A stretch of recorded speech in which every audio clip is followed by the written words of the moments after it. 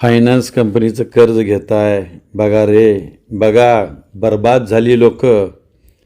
हे घर जे बघताय हे घर नाही आहे, हे उघड्यावर संसार आहे. गेली 14 महिने 7 लाख रुपये घेतले एका फायनान्स कंपनीचं आणि रिटर्न दिलेत 5 लाख.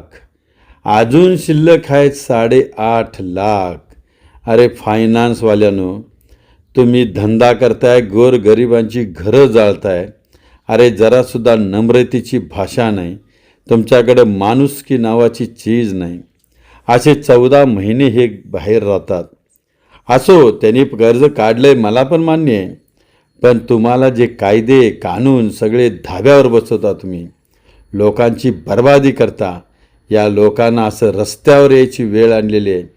तर तुमचं हे जादा काळ टिकणार नाही आहे. एवढंच सांगतो फायनान्स कंपन्यांनो, जनता एक झाली तर तुम्हाला ताणून ताणून मारल. कारण इतका अन्याय तुमचा चाललेला आहे.